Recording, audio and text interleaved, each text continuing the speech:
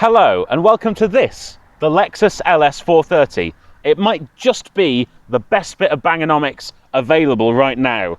By that I mean the most car for the least money that you can run without any issues.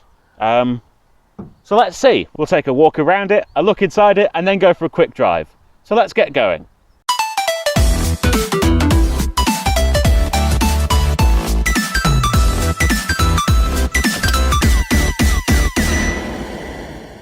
So here we are.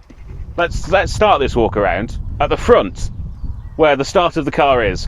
I'm gonna get to the elephant in the room, which is there appears to be a ratchet strap on the front of this car, and there is. It's holding the bonnet down. It's plain and simple. The owner had the bonnet up the last week, and then the cables seized and wouldn't lock it back down again, so the bonnet is strapped down. This is actually perversely a plus point, because you could never ever do this on a brand new S-Class. You would look obscene, and then you would have as many thousands of pounds to fix the problem. On a £1,000 Lexus, all you do is go, oh, the bonnet's not shutting, I'll put a ratchet strap on it, and that's fine. No one's gonna judge this, because the rest of the car's already leveled their expectations, which is a plus point. Rest of the front, you've got really big headlights that are quite foggy these days now.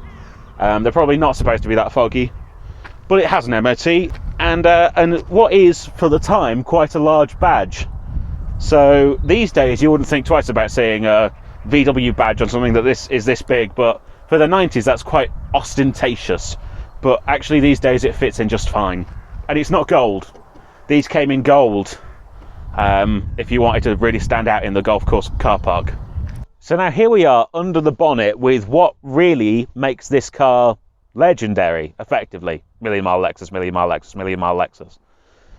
This is a 3UZ FE Toyota V8, which is related to the 1UZ FE that you will find in Matt Farah's million mile Lexus.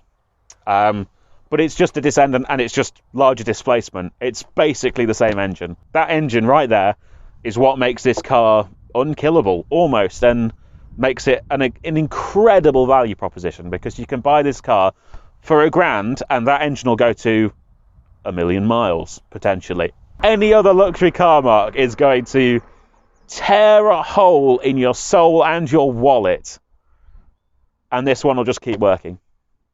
Okay, let's move on. So here at the side we have these 17-inch alloy wheels wrapped in really quite massive tyres. If you just saw this tyre by itself these days, you'd be mistaken for thinking it was from an SUV. With these, I find these quite disconcerting. These are the centre caps for the wheel hubs, but they join round here, and to me it just looks like a wheel that's cracked, like it's had a massive catastrophic failure for someone trying to get a locking wheel nut out or something, and the whole centre of the wheel's about to fall out. But it's fine. I'm assured it's fine. And then moving down the car, we come to the door panel, where, as you can see, this is a Toyota product from the 90s, so there is a little bit of rust here, a little bit of bubbling. I'm sure that could be fixed very easily and cheaply by a bit of welding, but again, the car is worth £1,000, so just leave it until there's an MOT. And a point of failing for Lexus build quality here is this weird. There's two panels that make up this door, and the bottom one doesn't fit as well. And it doesn't fit as well at the front, and I'm not sure if maybe this panel on this door has been replaced, or they were all like this. I don't have two cars, it's hard to know. But that one doesn't quite fit as well, so it keeps the weather out. Again, it was £1,000. It's £1,000's worth of car. And here are your bonus points for your £1,000's worth of car. So here the key is, but if I want to lock the car, just press this button, and now the car is locked. And if I walk away from the vehicle with the key in my pocket, just go for a stroll, maybe I'm on the way to the golf course, who knows, and then I come back, lovely 18 holes, that's golf, sorry, not anything else that businessmen do, come back and just put my hand here, keyless entry. Look at that. So it's quite slow to react. So if you come in and immediately frantically pull the door handle, it won't work, but it does work. And it means you'd have to get the key out of your pocket, which would be terribly uncouth. And second good feature, if I'm really, really gentle with this door, I just bring it to here. Ooh, soft close, very premium. So one last thing here at the side, if you look at the beautiful sleek shape of this vehicle, you'll probably be able to tell just from its aerodynamic qualities it was actually developed in the same wind tunnel as the Japanese bullet train, wide known for being the most efficient and high-speed train in the world probably at some point. No, it's hideous, isn't it? So finally, here we are at the back of the Lexus, and you probably won't be able to see, but I am going to mention them. This actually has twin exit exhausts. Ooh, so very sporty, except not at all, because one, they're nearly entirely hidden by the bumper. So if I walk this far back from the car, here I am a car's length behind the car, I can now just see the exhaust tips, and also they point down like they would on a Focus diesel. So I'm not really sure where their thinking was with that, but they're there. They also make no noise at all. Big V8 motor, no noise, and you have the world's most useless reverse parking sensors. We tried testing them, and with Rob holding his coat against the boot, it beeped like once every other second. So if you were actually reversing just on the basis of these, you would go straight into whatever was behind you, probably.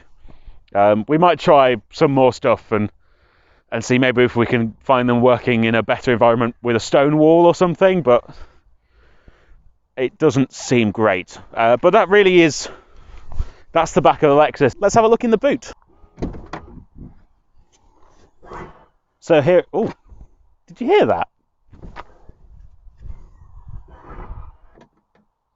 That's a fun noise. Anyway, here we are in the boot of the Lexus. A large, capacious 90s grey spec space. We'll get to the biggest feature first. So if I lift up the false floor, you will see there is not a spare tyre in there. That is actually the LPG tank that this car had fitted by a previous owner. Because obviously 4.3 litre V8, not the best on fuel economy. Actually not bad for the era of the car, but not the best. So it does have LPG fitted, and it can swap seamlessly between the two, pretty much. And that means if you look in here, that's your spare tyre. So that's a tyre repair and a tyre foam spray bottles, because that's your only hope now, because this has all been taken up. I'm going to ask you to bend your knees once again, Rob. If you look under here, that's an air filter for your cabin filtration system.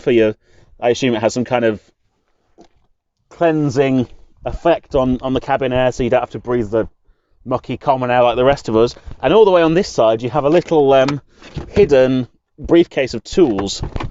So then if you open up, you get well, it's like a torture kit. So that's to pull the fingernails and the teeth, and this is for the smashing of the kneecaps. And I think that speaks for itself. So that's just nice and concealed in the boot. If you look, I'll slot it back in now. It really just tucks right away. Both these side bits do lift up as well, but they appear to only contain actual gubbins that runs the car.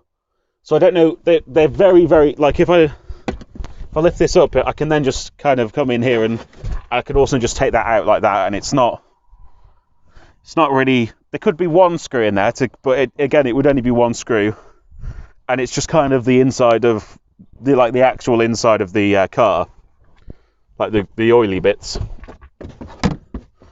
So I guess there was a higher level of trust between auto manufacturers and their customers in the 90s, like you see inside the car. And finally, there's 4 tie-down hooks in this boot. All the corners of the false floor, there's little tie-down hooks, so you could have a luggage net to restrain everything. And that's about it. And of course, much like all the 4 doors of the vehicle, again on the boot, you have soft close. Sorry, it's a Lexus. What am I doing? What am I doing? I'll open that up. How many do you think, Rob? How many do you think you could fit? I think you could fit 3 golf bags in here. So maybe even 4. Depends on the how many clubs you're using. But in theory, I think you could load up 4 businessmen and all of their golf clubs in here, and you know, go do golfing. Speaking of loading up businessmen, shall we step into the back seats? Now here we are in the back seats, and you may look around initially and think, oh, just another boring set of back seats. But au contraire, Jacques Cousteau. This has all of the luxury trimmings that you would expect of many modern luxury vehicles. So, where should we start? I'll start with the most obvious thing. It's got blinds. Look at that. They're manual, not electric, but there you go. Full set of seat blinds. And then the pièce de résistance. Big old center console with buttons in it. Nothing says luxury like a big old center console with buttons in it. So, look at me go.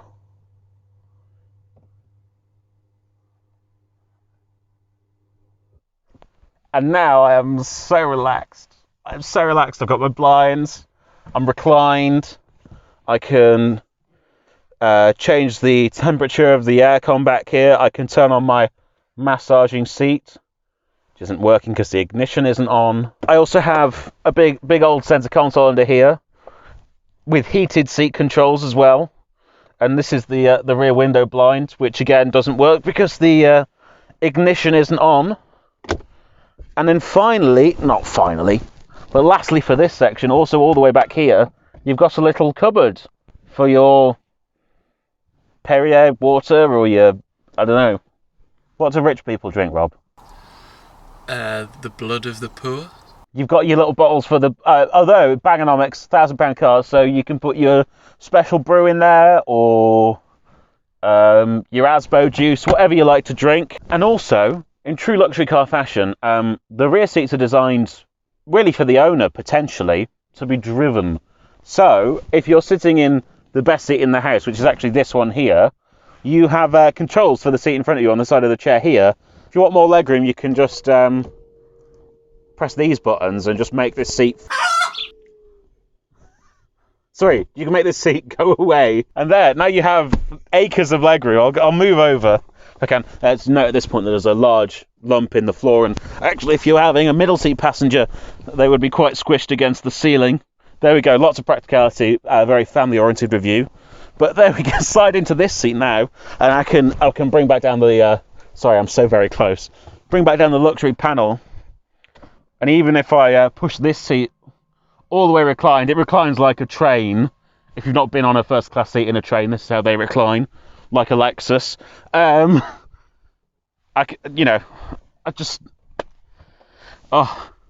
then, drive to a casino in Manchester, because it's a £1,000 car, so you're probably not going to Monaco, are you?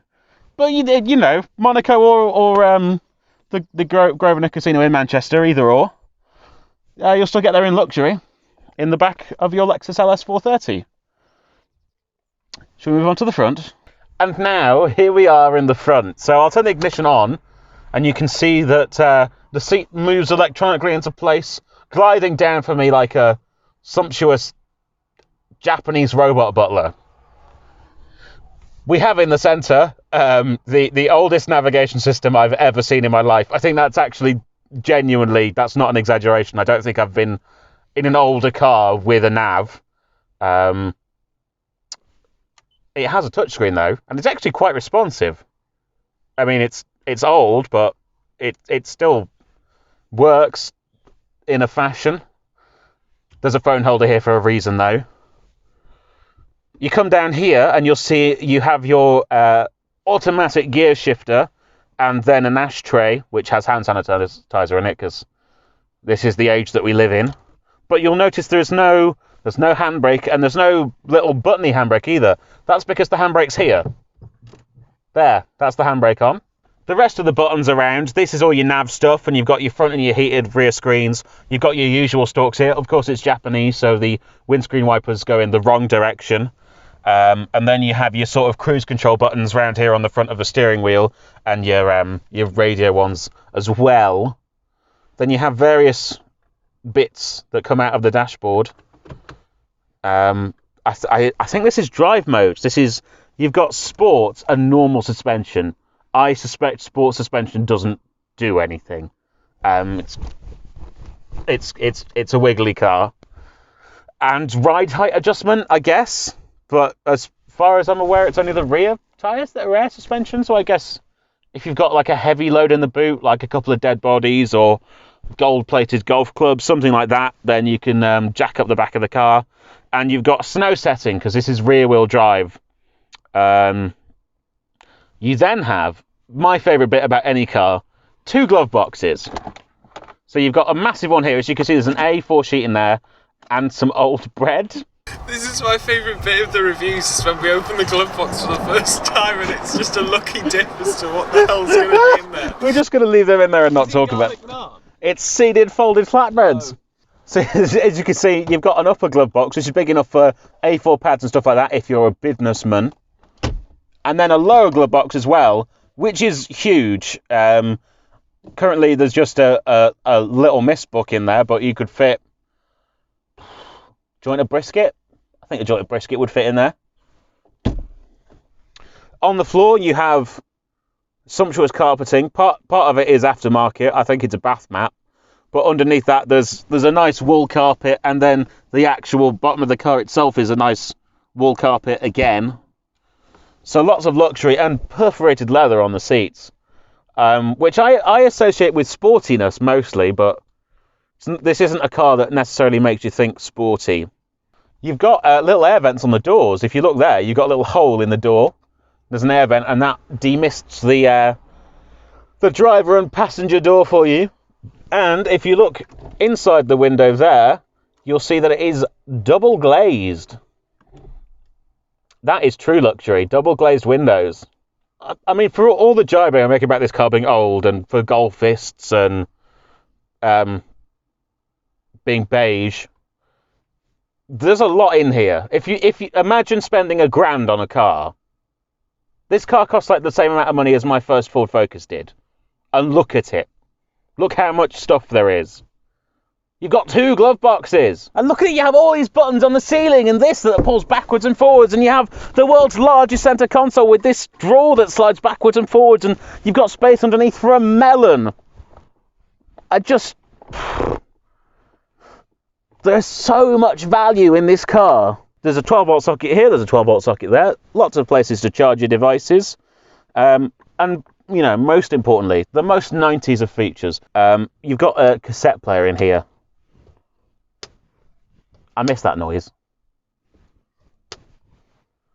I think I've covered everything. In my moment of exuberance, I think I've just about covered everything. So, let's go for a drive.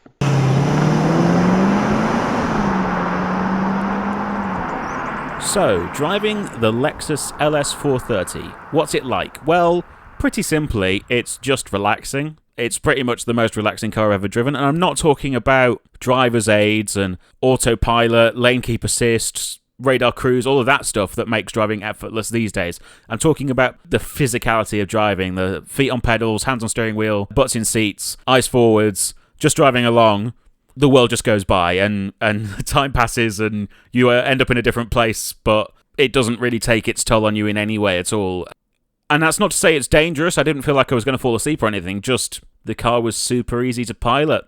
No effort at all. Speaking of piloting, let's talk about the driving experience, and we'll start with that engine, the 3UZ FE, as Toyota's internal codes designate it. It's a 4.3-litre V8 engine with dual overhead cams and variable valve timing, and above 3,000 RPM, it kind of changes its personality. So below 3,000 RPM, it just feels like a big V8 engine luxury car. There's power there, but it just kind of wafts along effortlessly and doesn't make too much fuss or too much noise or really incur any kind of anything. It doesn't incur anything into the driving experience. And then above 3,000 RPM, suddenly the engine very much is there, and it's loud, and it's powerful, and it's hurling you up the road at some quite considerable speeds. When you look at the car, it doesn't look like a car that will go from 0 to 60 in the time that it does go from 0 to 60. That being said, nothing else in the driving experience changes when you hit that kind of key 3,000 RPM bit. It's just the engine is suddenly like, I'm a race car, but the rest of the car is still very much a luxury car. There is not a lot going on with the steering. It's quite light. It's not incredibly direct. It's good steering. It's fine. It's connected to the road. There's no play or anything, and the caster's fine. The wheel comes back to center, but just not incredibly precise, not full of feeling like a sports car. So when the engine suddenly kicks up to that 3,000 RPM, whoosh, here we go. The steering doesn't really, you can't well, that's the thing. You can toss it into a corner, but the steering feel isn't there. The chassis is there, though. At no point did I feel like I was pushing the chassis too far, and I think you'd really have to be pressing on quite fast to push the chassis too far. I know you can do it. This car has been used by lots of people as a drift platform, as has the LS400.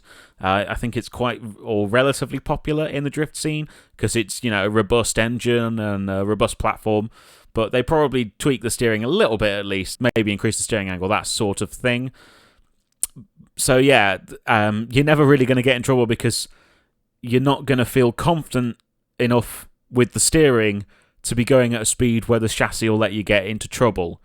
In a straight line, it's rapid, like surprisingly rapid. Hot hatch fast, 6.5 seconds to 60. It's 290 horsepower, and it's got a 6-speed automatic box, and the automatic box does a good job of keeping you in the right place. When you put your foot down, it holds the revs, it keeps you in that power band, and the rest of the time, it does a good job of being a luxury gearbox. It's smooth. It doesn't really get in the way. You can't really tell when it's changing. And this is a car that is 20 years old. There are definitely some people out there who could learn from what Toyota did 20 years ago still. But,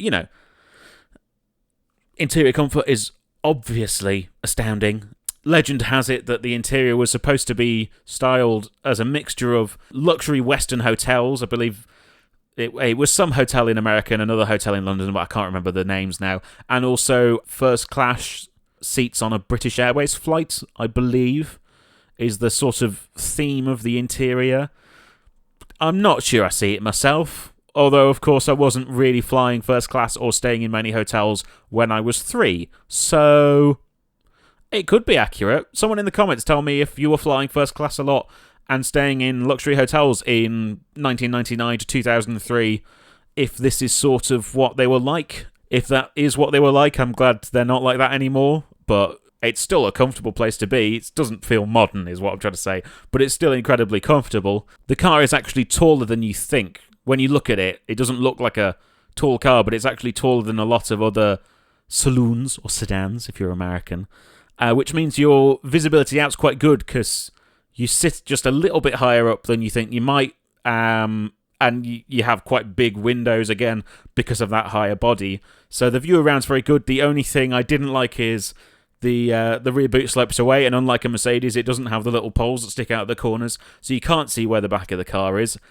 You would just have to know, which is something you would learn if you drove it on the regular and it was your car.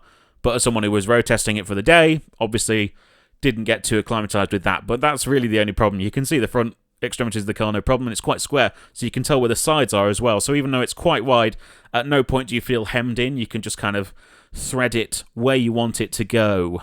What it's really done is it's really made me want to check out a Mercedes S-Class of the same vintage, because I'm struggling to see how it could be significantly better than this car. And obviously if you bought one of those cars now, it would not be in good shape, probably, unless it had been one owner really cared for, but still, something's going to go wrong with it, and it's going to be expensive, because the German cars are really complexly engineered to be cutting edge, whereas Toyota did that with this car and made it cutting edge, but also massively overbuilt it and thought logically about engineering problems.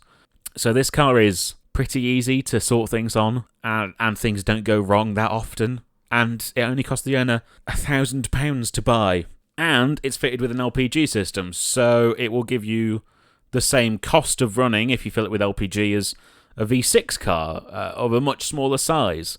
It really is. It's hard to just. If what you want is just plain simple old-fashioned luxury, just an old-fashioned barge, and you don't care about the latest trinkets and toys and the things that are considered intrinsic to luxury these days, all of the electronics, you just care about the physical, simple luxury experience, this car has everything, and it has it all for an extremely budget price.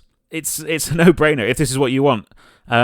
They're a little hard to find. They didn't sell that well. They were more designed for the American market. They moved it slightly further towards the European market with the LS430 than the LS400, but it still was more aimed at the American market, exemplified by the fact that you couldn't get one with anything other than a big V8 engine, which I suspect is the main reason they didn't sell that well in this country. So you will struggle to track one down, especially if everyone who watches this video, and I know that's not going to be millions of people, let's not kid ourselves here, it'll maybe be in the 1,000-person range, but if everyone who watched this video went out to look for one of these, the entire stock of the country would run out, basically. But yeah, if this is what you want from a car, is just plain simple luxury, I can't think of anything better, because you'll buy this, it'll be a low price to get in, and then it's not going to cost you that much more money either, and you can just keep it for as long as you like. Please, please, please look up Matt Farah Million Mile Lexus. Regular Car Reviews has done a video on it.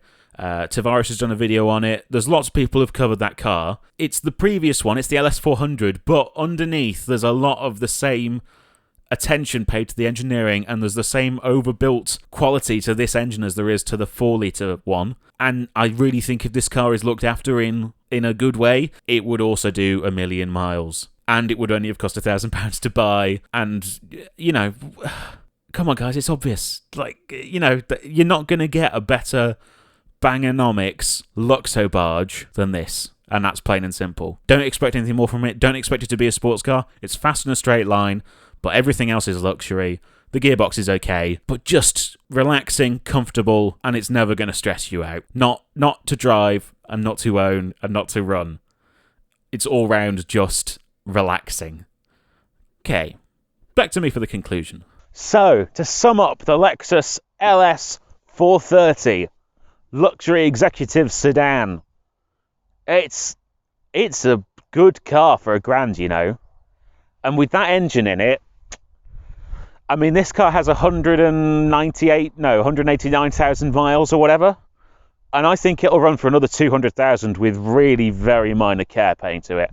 And, you know, Matt Farah Million Mile Lexus, Matt Farah Million Mile Lexus, Matt Farah Million Mile Lexus. Okay, I've said it 3 times. It'll appear now. No. But, you know, that's living proof of what these engines are capable of.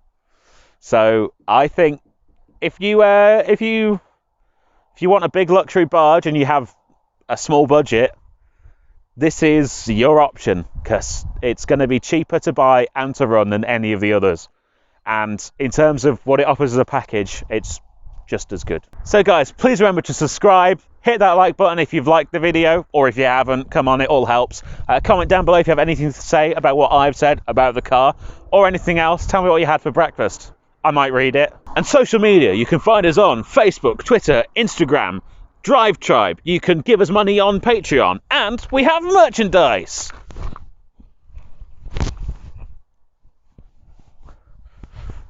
Buckle up merch, find it at our spread shop, link in the description. Okay, I think that's everything. Tally ho.